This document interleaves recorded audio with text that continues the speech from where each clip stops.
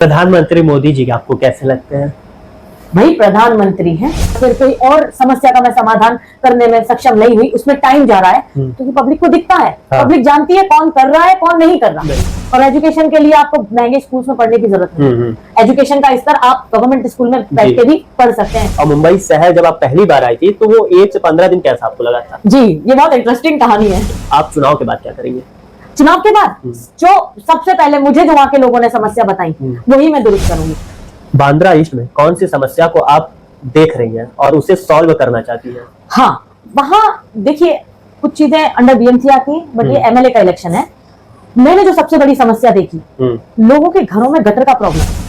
Bandra east की सबसे बड़ी समस्या पार्किंग, गटर, रोड्स सारे ही हैं, सब कंजेस्टेड है। तो जब मैं उन बस्तियों में जाऊंगी और हल्ला बोल करके 4 लोगों को लेके या 7 लोगों को लेके जाऊंगी, देखिए मेरे पास ज्यादा पैसे नहीं है। दूसरी चीज, रैली करने का एक मकसद और नहीं है। रैली में जितने लोग आते हैं, जाम की समस्या होती है जिसको मैं सुलझाने की कोशिश कर रही हूँ और मैं खुद ही जाम दे रही हूँ।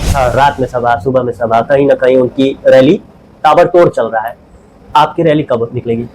देखिए मेरी पार्टी के पास शायद ज्यादा पैसे नहीं है, इसीलिए मैंने सोचा कि मैं लोगों के साथ जुड़ के आगे काम करूं और देश की सेवा करूं। राजनीति में क्यों आ रही हैं आप? ऐसा क्या वजह है कि आप राजनीति में एंट्री मार ली है? मुझे क्यों नहीं आना चाहिए राजनीति में? राजनीति एक पढ़ाई का ही हिस्सा है। मुझे मेरी थाली में एक मुट्ठी कुछ भी आ जाए, मैं खा सकती हूँ।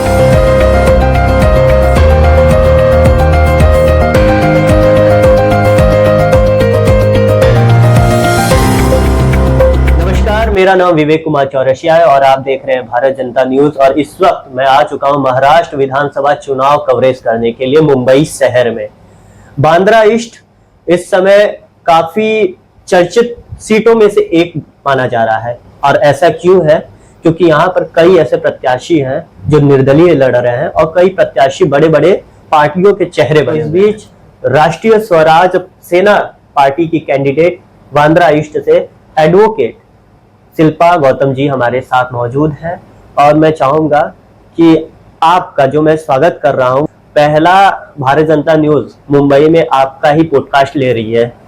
शिल्पा जी, आप पेशे से एडवोकेट हैं। जी, मैं और पहली बार चुनाव में खड़ी हैं। जी, पहली बार चुनाव में। राष्ट्रीय स्वराज सेना क्या है? राष्ट्रीय स्वराज्य सेना एक पार्टी है, पंचायती पार्टी थी, काफी पुरानी पार्टी है। तो इसके प्रेसिडेंट जो हैं बगल, मिस्टर बगल, वो एक एडवोकेट भी थे। जी जी। तो इस बार उन्होंने काफी, मैं ज्यादातर इस पार्टी के बारे में नहीं जानती हूँ, लेकिन जितना मुझे पता है कि एडवोकेट थे और उन्होंने काफी एडवोकेट्स को टिकट्स दिए हैं इस बार मुंबई में। मुझे भी टिकट दिया, मैंने ले लिया।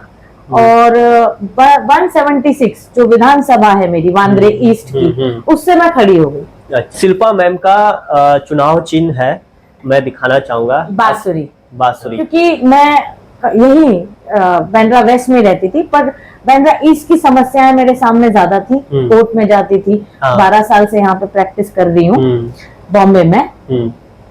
तो जब मैं समस्या देखी, समस्या समझी और वहां पे लोगों का रहन सहन देखा, तो मुझे लगा कि मुझे आगे आना चाहिए। और उसी बीच ये अचानक से मेरे किसी कलीग ने बोला मुझे कि मिस्टर बगल है और वो सबको टिकट दे रहे हैं और तुमको खड़े होना है। तो मैं खड़ी हो गई। ऐसा हुआ मेरे साथ। आप वकालत भी करती हैं, आप वकील भी है पेशे से, आप राजनीतिक में भी जा रही हैं, लेकिन मैं आपका हिस्ट्री पता करना चाहता हूँ कि आप रहने वाली कहाँ की थी और कहाँ पढ़ाई की और क्या पढ़ाई की और फिर वकालत में आई तो कितने केस आपने सॉल्व किए और कैसे कैसे लोगों का मदद आपने बिना सोचे समझे किया है। जी, देखिए बेसिकली मैं बुलंदशहर उत्तर प्रदेश वेस्ट सर्किल से आती हूँ। अब मैं वहां पे जन्मी, वहां पे पली बड़ी। मेरी स्कूलिंग गवर्नमेंट कॉलेज में हुई, GGIC करके कॉलेज है। और उसके बाद इंटर कॉलेज सुरजावली से किया। उसके बाद और IP कॉलेज से मैंने BCom किया। उसके बाद मैंने NRC कॉलेज खुर्जा से वकालत की जी। और वकालत करने के बाद बस मैं यहाँ घूमने आई और ये शहर मुझे इतना पसंद आया कि मैंने यहाँ पे रजिस्ट्रेशन कर दिया जी। तब तक मेरी वकालत कंप्लीट हो गई थी 2012 में जी। और मैं वकालत करने लगी। तो सबसे पहला केस मेरा यहाँ पे, मेरे एक मित्र हैं लकी रेस्टोरेंट वाले, उनके ही किसी जान पहचान वाले का केस था जी। वो मेरे लिए बड़ा चैलेंजिंग केस रहा, तो वो मैंने सबसे पहले किया। और ऐसे धीरे धीरे करते करते 12 साल निकल गए। 12 साल निकल गए। तो मैंने फैमिली के मैटर्स काफी सुलझाए, फिर क्रिमिनल मैटर्स में भी मैंने काफी वो दिया अपना टाइम। उसके बाद क्योंकि basically I belong from very middle class family, तो मतलब काम भी करना पड़ता है और खाना भी खाना पड़ता है, तो फैमिली केसेस से थोड़ा इनकम हो जाता था और क्रिमिनल मैं सीखती थी कोर्ट में। तो मेरे ऐसे पैरेलल वाइज मेरा क्रिमिनल भी मजबूत हुआ और क्रिमिनल केसेस जितने थे वो मजबूत हुए और फैमिली केसेस भी मजबूत हुए, और ऐसे धीरे धीरे करके 12 साल कब निकले पता ही नहीं चला। अच्छा, कहीं ऐसा केस तो नहीं लड़ती है जैसे कि हम मीडिया कर्मी हैं, जैसे हम लोग कोई ऐसा खबर निकाल देते हैं तो सरकार हम लोग के ऊपर कार्रवाई कर देती है कि राज्य सरकार के नैतिक के खिलाफ इन्होंने जा करके काम किया है? नहीं, मैंने हमेशा केसेस जो किए हैं वो लोगों के हित के केसेस ही किए। मैं झगड़े में बिलीव नहीं करती। अच्छा। मैं पीस में बिलीव करती हूँ और मेरा प्रिंसिपल भी है। मैंने आज तक रेप केस नहीं किया। अच्छा। ना रेप केसेस मैंने लिए हाथ में, ना पॉक्सो केसेस मैंने कभी हाथ में लिए। मैं मोस्टली राइट्स के लिए लड़ती हूँ। मेरे पास नहीं मीन्स जो मेरे क्लाइंट के साथ गलत है, मैं एडवोकेट हूँ, मेरा काम है मेरे क्लाइंट को बचाना। मेरा क्लाइंट कैसा भी हो, पर मोस्ट ऑफ द मोस्ट मेरे जो प्रिंसिपल है उसके हिसाब से मैंने आज तक तो मेरे जितने भी क्लाइंट है वो सब इनोसेंट थे। तो मेरे कहना ये कि मैं न्याय को न्याय दिलाने में ज्यादा बिलीव करती हूँ। भारत सरकार ने अभी कई ऐसे कानूनों में चेंजेस लाया है, तो उस कानूनों को रीड करना, उस कानूनों को पढ़ना, फिर उसके बाद फिर केस लड़ना, कैसा आपको लगता है? अभी तक जो, जैसे अगर हम देखें भारतीय संहिता जो अभी आई है वो पुराने की तरह ही है, सेम केसेस हैं, बट सेक्शंस थोड़े से चेंज हो गए हैं। और देखिए ये बदलाव है। बदलाव समय का एक महत्वपूर्ण हिस्सा है। बदलाव होता रहता है, ये बदलाव है और हमें इसे एक्सेप्ट करना चाहिए। हम वो एक्सेप्ट कर रहे हैं, इसमें भी घुल जाएंगे, फिर एक नए बदलाव समय के हिसाब से आते रहेंगे।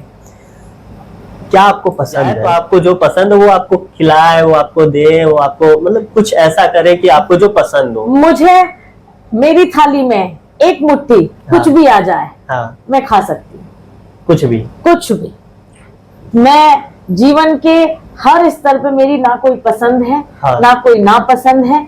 मेरे पास जो भी आता है, चाहे वो कड़वा हो, खट्टा हो, मीठा हो, जो भी आएगा मैं उसे स्वीकार करूंगी प्रेम से। राजनीति में क्यों आ रही हैं आप? ऐसा क्या वजह है कि आप राजनीति में एंट्री मार ली है? मुझे क्यों नहीं आना चाहिए राजनीति में? राजनीति एक पढ़ाई का ही हिस्सा है। अगर हम देखें तो पॉलिटेक्निक और पॉलिटिक्स एक दो बड़े सब्जेक्ट थे। लोगों ने इंजीनियर बनेंगे, डॉक्टर बनेंगे बच्चे, हर चीज में। आज सभी लोग, सभी राजनेताओं को कोई कितना भी कर ले, इसने अच्छा नहीं किया, इसने अच्छा नहीं किया, इसने अच्छा नहीं किया, ऐसे ही बोल के चले जाते हैं। ये फैक्ट है जी। वो क्यों?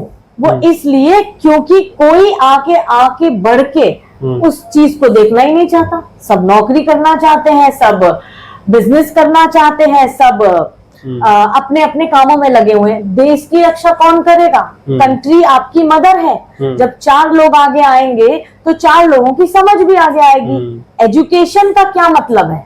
एजुकेशन का मतलब अपने देश को बढ़ाना भी तो है।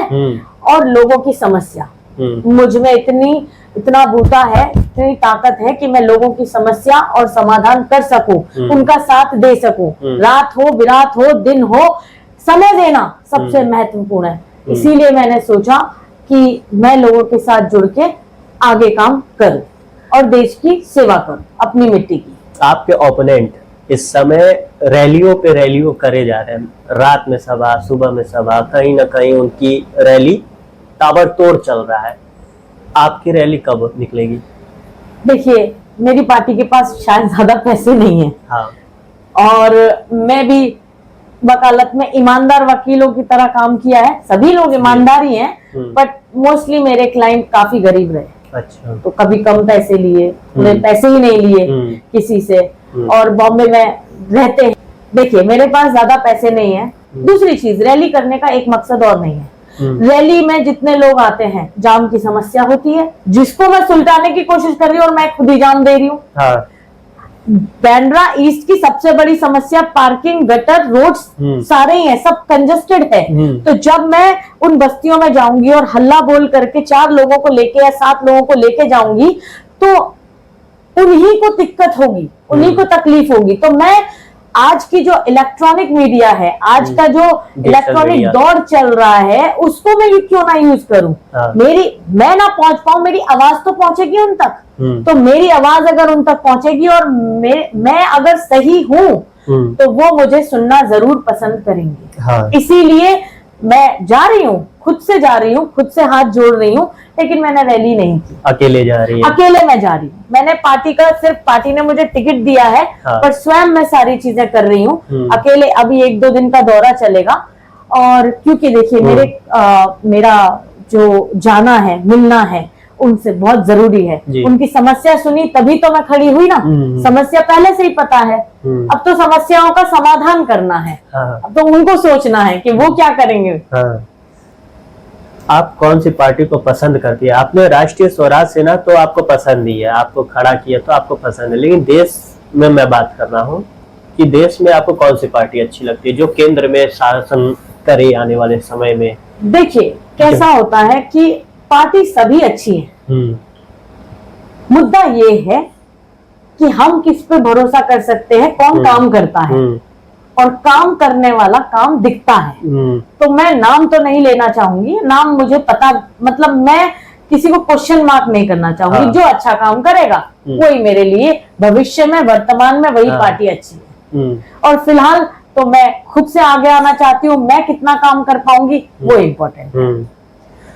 बांद्रा ईस्ट में कौन सी समस्या को आप देख रही हैं और उसे सॉल्व करना चाहती हैं? हाँ, वहाँ देखिए कुछ चीजें अंडर बीएमसी आती है, बट ये एमएलए का इलेक्शन है। मैंने जो सबसे बड़ी समस्या देखी, लोगों के घरों में गटर का प्रॉब्लम है। अच्छा। पानी ही आ जाता है और इतना बड़ा गटर का प्रॉब्लम है कि गटर साफ ही नहीं हुए। हालांकि वो काम बीएमसी का है, बट कौन करेगा? एमएलए उसको ऑर्डर देगा तभी तो वो करेगा ना। रोड्स कैसे दुरुस्त होंगे? बीएमसी को लेटर लिख लिख के लोग थक गए, पर कोई आके काम नहीं कर रहा है। उसके बाद वहां पे हॉस्पिटल नहीं है, बांद्रा ईस्ट में हॉस्पिटल नहीं है। बांद्रा ईस्ट से लोग बांद्रा वेस्ट जाते हैं, या तो कुपरे जाते हैं, या तो आजू बाजू हॉस्पिटल्स में जाते हैं। चौथी चीज, आज बॉम्बे में सबसे बड़ी समस्या ना फेरी वाले क्षेत्र की समस्या है। कंजेस्टेड है, जगह नहीं है उनके लिए कि वो कमाए कैसे अपनी रोजी रोटी।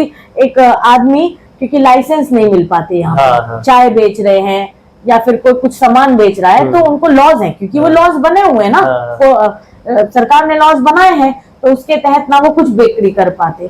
तो उनकी रोजी रोटी का मसला देखना, वहां पे सुविधाएं करना, ऐसी सुविधाएं करना, फुटपाथ जो बड़े बड़े अगर उनको सेंक्शन करना है, उनका साथ हो करके कुछ ऐसा करा जाए जिससे कि उन लोगों को सुविधा मिले। बांद्रा ईस्ट में भी वो बस्ती ना रहे, बल्कि एक खुशनुमा जगह बन जाए। हाँ। कि हाँ, वो हम भी जहाँ रह रहे हैं वहां पे साफ सुथरी जगह हो और उन्हें 2 वक्त की रोजी रोटी कमाने का जरिया बने।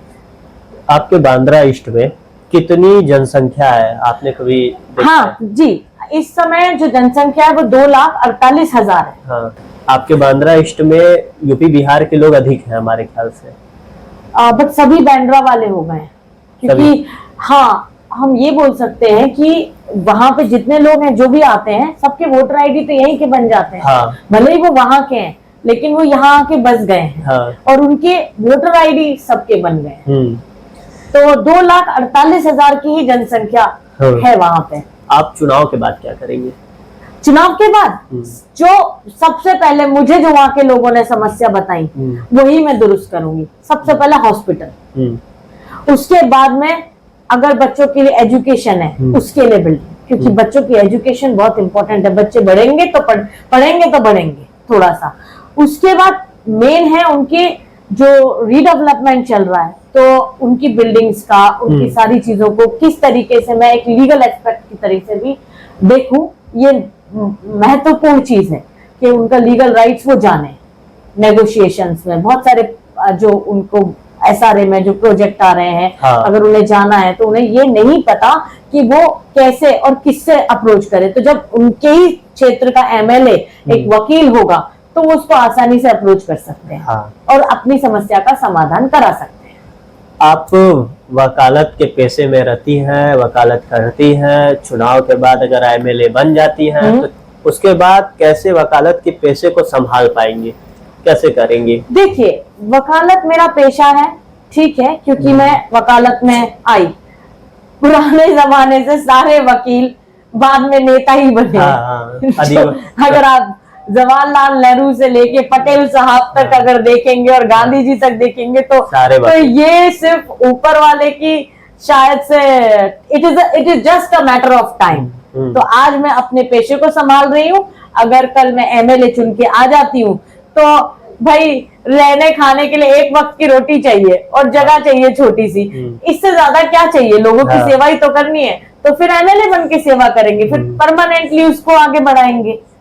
मुंबई शहर कैसा आपको लगता है? मुंबई शहर आपको कैसा लगता है? और मुंबई शहर जब आप पहली बार आई थी तो वो 1 से 15 दिन कैसा आपको लगा था? जी, ये बहुत इंटरेस्टिंग कहानी है। मैं बॉम्बे आई थी 5 अगस्त 2011। थर्सडे का दिन था, राजधानी से आई थी। सुबह 8:30 बजे उतरी थी। हाथ में 6,000 रुपए थे और एक बैग था। कुछ नहीं, मेरे पेरेंट्स बहुत सपोर्टिव थे। बस उन्हें बोला कि मैं बॉम्बे जा रही हूँ, ना पूछा उन्होंने ना कुछ किया। और बार बार एक नंबर, मैंने नया लैपटॉप लिया था तभी, और स्क्रॉल हो रहा था मेरा जो एक नंबर बार बार। सो मैं वहां पे घर सर्च कर रही थी और लकीली मुझे घर मिल गया। और घर भी इतना अच्छा मिला, वो बेचारे इतने अच्छे लोग थे। उन्होंने तुरंत के तुरंत बोला कि हम डिपॉजिट भी नहीं लेंगे, आप आराम से रहिए। बस मैं रहने लगी और तुरंत मुझे जॉब भी मिल गई। तो एक कंपनी में मैंने ये एक जैसे निर्मल बैंक सिक्योरिटी करके थी कोई, तो उसमें मैंने जॉब कर लिया था। तो एक छोटा मोटा जॉब, जैसे रास्ते में अगर हम जाएं तो थोड़ा बहुत, जैसे ही जॉब किया। और एक हमारे जान पहचान के भैया थे, एक मिस्टर नितिन ऋषि, तो उन्होंने मुझे 2-4 जॉब्स के ऑफर बताए। तो फिलहाल मेरी जॉब लगी और मैं ज्यादा जॉब नहीं कर पाई। तो मैं वकीली थी, तो मैंने तुरंत रजिस्ट्रेशन कर दिया फिर 13 में। तो तब तक मैं फिर यहाँ पे किसी एक एडवोकेट थे हमारे, उनके यहाँ पे मैं ऐसे ही जाने लगी। तो मुझे थोड़ा इनकम भी होने लगा और थोड़ा काम भी मेरा हो गया। तो काम होते होते आज आप स्टैब्लिश है। यार थोड़ा सा स्टैब्लिश तो बस ऊपर वाले की जो मर्जी थी वैसा ही चल रहा है। यूपी और बिहार राज्य के छात्रों और छात्र छात्राओं के लिए आप क्या कहना चाहेंगे? भाई सीधी बात है, we are UP, up, always up. तो हम कभी डाउन नहीं होंगे। और हमारा क्षेत्र भी बहुत बड़ा है। आज बिहार की भी काफी समस्या है जो काफी सालों से है, लेकिन उस पर चर्चा नहीं करते हैं। पर वहां के बच्चे आपने अगर देखा होगा सारे सिविल सर्विसेज में हैं, क्यों आगे? They are very intelligent. So अगर थोड़ा पुश मिल जाए हर बच्चे को, हर जगह, हर क्षेत्र के किसी भी जनसंख्या को, किसी भी बच्चे को थोड़ा अगर धक्का दे दिया तो वो आगे निकल ही जाता है। राज ठाकरे अभी टीवी चैनल के सामने कहे थे कि यूपी बिहार के राज्य के लोग महाराष्ट्र में अधिक बस गए हैं, उसको आप क्या टिप्पणी करना चाहेंगे? देखिए, ये तो कॉन्स्टिट्यूशन में हमारा आर्टिकल ही बोलते हैं। आर्टिकल 21 ही दिया हुआ है। तो किसी के कहने से कोई चीजें नहीं बदलती हैं। जब लॉज बदलेंगे तो उन्हें पूरी तरीके से फिर वो लॉज बदलें, और लॉज बदलेंगे तो ऑटोमेटिकली उनका ही लॉस होगा। क्योंकि अगर यहाँ पर यूपी बिहार के लोग हैं तो वोटर आईडी और जो वोट्स देने के अधिकार है वो भी तो उनके पास है ना। तो उसकी वजह से ही तो वो जीत रहे हैं। तो पब्लिक के लिए ऐसा स्टेटमेंट देना, उन्होंने क्या सोच के दिया होगा इस पर तो मैं कोई टिप्पणी नहीं करना चाहूंगी। पर हमारे कॉन्स्टिट्यूशन के हिसाब से सब आजाद है इंडिया में, कोई कहीं भी जाके रह सकता है, बस सकता है, काम कर सकता है। यूपी बिहार वालों के मुंह से मैं अधिक सुना हूं स्टेशन पे, चाहे किसी बाजार में, कि महाराष्ट्र में जाते हैं या तमिलनाडु में जाते हैं तो उनके साथ एक अलग तरीके का व्यवहार किया जाता है। क्या वो व्यवहार आपके साथ भी हुआ था? मुझे तो नहीं लगता, क्योंकि शायद वो ऐसा महसूस करते हैं। हाँ, जो भी लोग बाहर से आते हैं, तो अभी हम यूपी में रहते हैं, काफी बड़ा घर रहता है, हाँ, काफी बड़ा मीन्स पानी की सुविधा हाँ, अलग रहती है, खेत रहते हैं, तो हम वहां पे उस माहौल में ढल जाते हाँ, हैं। लेकिन जब हम बड़े शहर में आते हैं तो हमारे मकान और चीजें छोटी हो जाती हैं, तो ब्रॉड माइंड को नैरो माइंड करने में थोड़ा समय लगता है। हाँ। तो उस सोच में अपने आप हम डेवलप्ड होते हैं कि शायद ऐसा सोच रहे हैं, वो हमारे परसेप्शन है, ऐसा कहीं नहीं है। कहीं नहीं है। नहीं, बिल्कुल नहीं। लेकिन लोग कहते हैं कि यूपी से अगर मैं महाराष्ट्र आया तो टिकट बहुत कम मिलता है आने के लिए, अर्जेंट आने के लिए। तो टिकट कम मिलता है तो मुंबई आने में मतलब ये थोड़ा सा कठिनाई होती है। लोग कैसे भी बिना टिकट के चाहे कुछ भी करके वो मुंबई कैसे न कैसे पहुंच जाते हैं, कहीं से न कहीं वो पहुंच जाएंगे और अपने सपनों को साकार करने लगते हैं, क्योंकि कहते हैं कि मुंबई सपनों का शहर है। हाँ। यहाँ पर आकर के अगर सपनों को साकार किया जाए, लेकिन कैसे किया जाता है यहाँ पर? क्योंकि देखिए, एक बात मैं बोलती हूँ, हाँ, ये जो मुंबई है ना, ये ऐसी माँ है, ये हाँ। ऐसी माया नगरी और एक माँ भी है। हाँ, इसकी धरती पे आप देखो, आप अगर समुंदर भी देखोगे काला पड़ गया है। हाँ, इसने सबको समा रखा है। यहाँ जो आता है ना वो समा जाता है बस। हाँ, एक तो ये कि ये तो हो गया मेरा स्पिरिचुअल वे। जी, एजुकेशन वे से बोले तो ये एक इकोनॉमी है। यहाँ पे हर चीज बिकती है। यहाँ पे नीम के पत्ते भी बिकते हैं, हाँ, यहाँ पे फूल भी बिकते हैं, हाँ, और यहाँ पे हीरे भी बिकते हैं। हाँ, तो हर आदमी का जरिया वो आ तो जाता है, हाँ। लेकिन उसे पता है कि मैं सड़क पे भी सो जाऊंगा तो मुझे कोई पूछने वाला नहीं है। हाँ।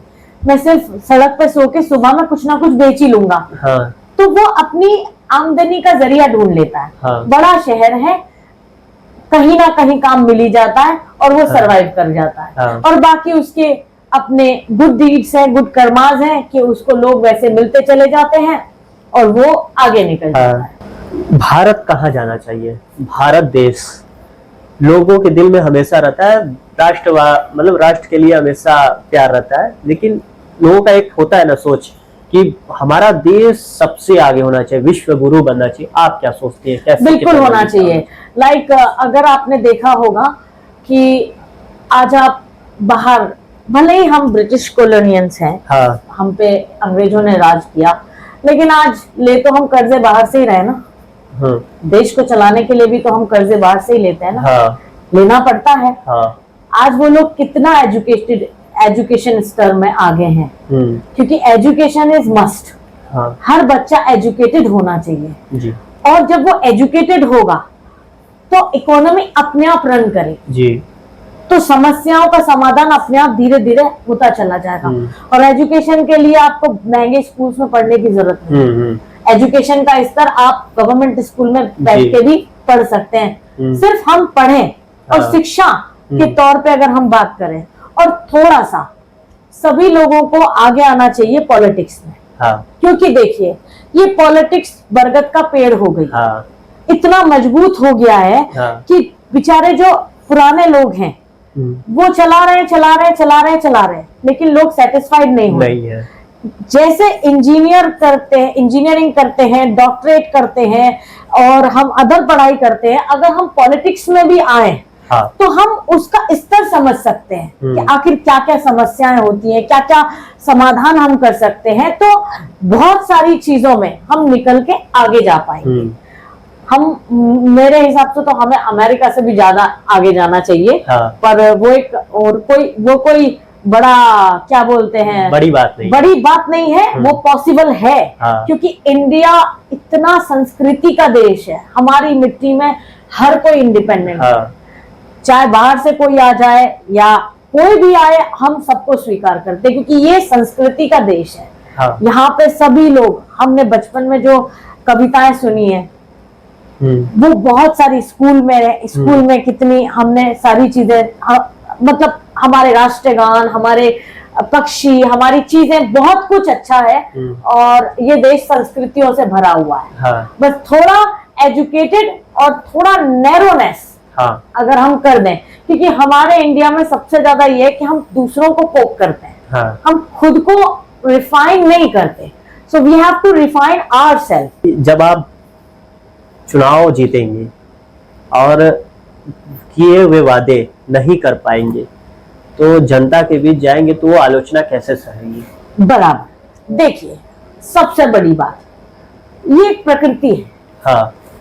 अगर इसकी मिट्टी में मैं नीम का बीज बोऊंगी, हाँ। तो मुझे आम की आशा नहीं करनी चाहिए। हाँ। पर अगर मैंने इस मिट्टी में गन्ने का बीज लगाया, हाँ। तो मेरा उस गन्ने का रेशा रेशा मीठा होगा। हाँ।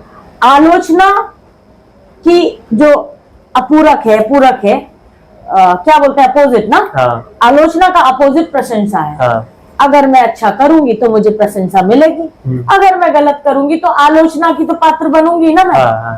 पर मैं क्यों नहीं करूंगी? रीजन क्या है? उसके फैक्टर्स होंगे। अगर वो टेक्निकल एरर की वजह से नहीं कुछ कर पाया, या फिर कोई और समस्या का मैं समाधान करने में सक्षम नहीं हुई, उसमें टाइम जा रहा है, तो ये पब्लिक को दिखता है। हाँ। पब्लिक जानती है कौन कर रहा है, कौन नहीं कर रहा। नहीं। अगर नहीं करूंगी तो आलोचना होगी। पर मैं जब आ रही हूँ, जब मैंने ये मन बनाया है और मैं जब काम करने के लिए आ रही हूँ, तो मैं काम जरूर करूँ। प्रधानमंत्री मोदी जी आपको कैसे लगते हैं? भाई, प्रधानमंत्री हैं। कैसे लगते हैं? कैसा व्यक्तित्व है उनका? हमें कैसे लगने से मतलब नहीं है। हमें कैसे लगने से कोई मतलब नहीं, वो हमारे रिश्तेदार नहीं है। हाँ। वो एक देश के चुने हुए प्रधानमंत्री हैं, इस समय सीट पे हैं। हाँ। जितना उनकी क्षमता पे हो रहा है वो कर रहे हैं। हम उन्हें क्या बोलेंगे? जनता उन्हें पसंद करेगी, वो आते रहेंगे। अगर जनता को जहां लगा, ये जनता का फैसला है। हाँ। मेरे अपने ओपिनियन में वो एक प्रधानमंत्री है, सम्माननीय है, हमें उनका सम्मान करना चाहिए। That's it. उस सीट पर कोई भी बैठा हो, क्योंकि वो देश को रिप्रेजेंट करते हैं। बाहर जाते हैं। अब आप बाहर जाएंगे और हमारे ही देश के प्रधानमंत्री को हम कुछ भी, कोई भी एक शब्द जो कि शायद लोगों को समझ ना आए या पसंद ना आए, क्यों बोलना? वो प्रधानमंत्री है और हमें उनकी रिस्पेक्ट है। मराठी आती है आपको? हाँ, मला येते मराठी, पण मला थोड़ा कठिन है। हाँ? नाही, कठीण नाही आहे, इट्स देवनागरी। बट मला फक्त मराठी शिकायची आहे। Means Marathi interaction, Marathi is a very good language. Marathi food is very good. If you will eat, आप आए हैं यहाँ पे, आप खा के देखना। क्या खाना चाहिए? मैंने पिटला भाकरी खाया है। ये क्या होता है? हमारे यहाँ जैसे बेसन की कढ़ी बनती है ना, तो यहाँ बेसन की कढ़ी नहीं बनती है। यहाँ पे बेसन को पानी में घोल के उसको थोड़ा सा कुछ ये बनाते हैं, कड़क कड़क करके, मतलब नरम सा रहता है। और भाकरी यानी चावल की जो रोटी होती है, या फिर ज्वारी का रोटी रहता है, और प्याज का ऐसे ठेचा सा बनाते हैं, प्याज लहसुन और मिर्च का। वो बड़ा मजा आता है, मुझे बहुत पसंद है। यहाँ पे मतलब मराठी में हम लोग कहे तो नाम क्या ली थी? पिटला भाकरी। हाँ, जो मुझे पसंद है, पिटला भाकरी है। और भी बहुत सारे हैं यहाँ पे। हर कोई सब्जी में थोड़ी मूंगफली डालता है, किसी में कड़ी पत्ता डालता है। यहाँ की कड़ी भी, जो येलो कड़ी है, मुझे बहुत पसंद है। वो बहुत पतली होती है। हमारे साइड की काफी ज्यादा गाढ़ी रहती है कड़ी। मुझे खाना बहुत लाइट है। जल्दी फास्ट वाले लोग हैं तो लाइट खाना खाते हैं और भागते हैं बस। बांद्रा ईस्ट की जनता के लिए आप क्या कहना चाहेंगे? मैं बांद्रा ईस्ट की जनता के लिए यही कहना चाहूंगी कि मैं आप तक अभी तक नहीं पहुंच पाई हूँ। जितने लोग मुझे जान रहे हैं, जितने लोगों तक मैं पहुंच पा रही हूँ, उनकी समस्याएं तो मैंने सुनी है, पर मैं सीट पे नहीं हूं, तो मैं समस्याओं का समाधान कैसे करूं? तो उसके लिए मेरे को सीट पे आना बहुत जरूरी है। तो अगर आपको लगता है मेरी बातों में सच्चाई है, क्योंकि नए लोग आएंगे, नई चीजें होंगी, तो आपको भी समझ में आएगा कि नए लोगों को मौका दिया तो उन्होंने हमें साबित करके बताया। अभी एग्जाम चल रहा है, रिजल्ट आएगा, रिजल्ट आने के बाद में दोबारा पढ़ाई तो होगी ना। तो जब मैं अपना पूरा सिलेबस कंप्लीट करूंगी, तभी तो आपको पता चलेगा अगले एग्जाम में कि मैं कैसी हूँ। तो मेरे ऊपर मुझे पता नहीं आप क्या टिप्पणी करना चाहेंगे या क्या नहीं करना चाहेंगे, बट अगर मुझे समझने का प्रयास करेंगे, हाँ। ये मेरा पहला इलेक्शन है क्योंकि, और पहला इलेक्शन ऐसा रहता है कि जिसमें हम रॉ होते हैं। हाँ।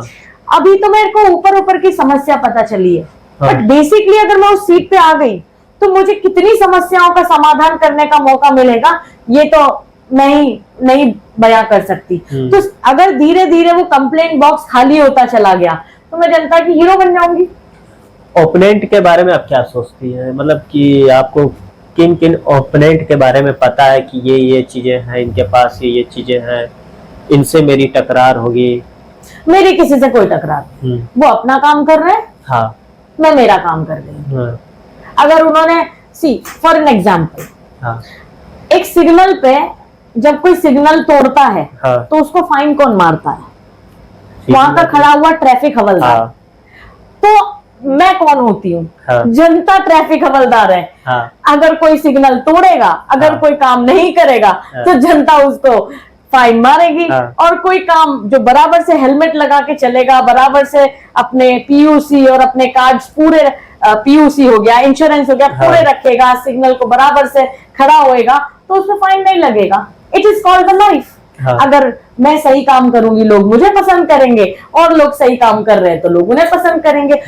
बिकॉज आलोचना करने के लिए वक्त नहीं है, काम करना है।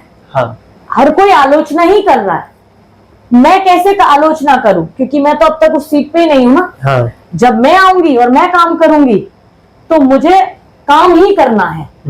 तो बेटर है जिन्होंने जो काम किया है आज तक वो कर रहे हैं, करा, वो उसके बारे में ना मेरी कोई टिप्पणी है, ना मैं उसके बारे में कोई क्वेश्चन करना चाहती हूँ। मैं क्या कर सकती हूँ उस जगह पे आके, दैट इज इम्पोर्टेंट।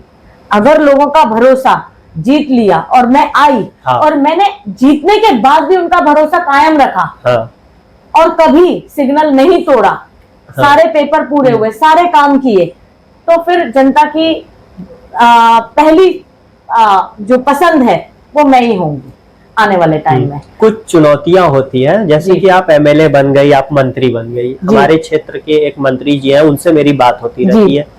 तो जाम की एक समस्या आपने बताया इधर, तो जाम की समस्या बहुत ज्यादा मुंबई में रहता है। जाम हाँ, जाम।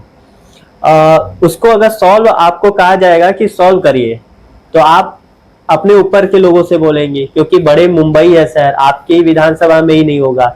तो अगर नहीं हो पाता है तो वो आलोचना सुनना पड़ता है। क्यों नहीं हो पाएगा? रीजन ये है कि हाँ, सब लोग ये बोलते हैं कि हम उतने रोड्स बना देंगे, हम उतनी पोल्यूशन के बिना वाली गाड़ी लगा देंगे। हाँ, ये नहीं, उसके लिए लोगों को मेरा साथ देना पड़ेगा। हाँ, उसके लिए लोगों का ही, वो सही समझो या गलत समझो, हाँ, कितना भी जाम हो, जाम कब लगता है? जब हम गाड़ी को ट्रैक से हटा देते हैं। हाँ, अगर सही तरीके से लोग अपने ट्रैफिक का पालन करें, हाँ, जो पुलिस प्रशासन है, आपने देखा होगा हर जगह ट्रैफिक पुलिस रहती है, हाँ, पर हर किसी को जल्दी है। हाँ, हालांकि जनता बोलेगी अरे हमारे बारे में बोल रहे हैं ये, हाँ, ऐसा नहीं, जो सही है वो सही है। हाँ, अगर आप ट्रैफिक का सही तरीके से पालन करेंगे तो ट्रैफिक कितना भी आओ, हाँ, सुविधाएं देना मेरे हाथ में होगा। हाँ, अगर कभी ऐसा मौका आता है तो, बाहर दुबई नहीं देखा आपने, हाँ, या बाहर के देश नहीं देखे, वहां पे ट्रैफिक नहीं है, वहां क्यों लोग रुकते हैं?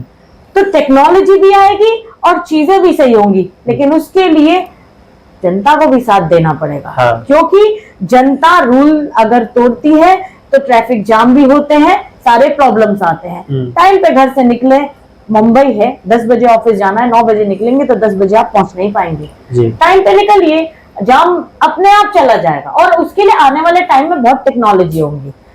चुनाव को लेकर के आपकी रणनीति क्या क्या रह रही है? देखिए, मैं आपको सिंपल बताऊं, राजनीति करनी नहीं है, हाँ, तो रणनीति बनानी नहीं है। हाँ, सिंपल काम करना है, जनता के साथ मिलके, उसका सेवक बन के। हाँ, क्योंकि पब्लिक सर्वेंट होंगी मैं, हाँ, सरकार के उसमें मिलके अगर हम काम करते तो हम सेवक होते हैं।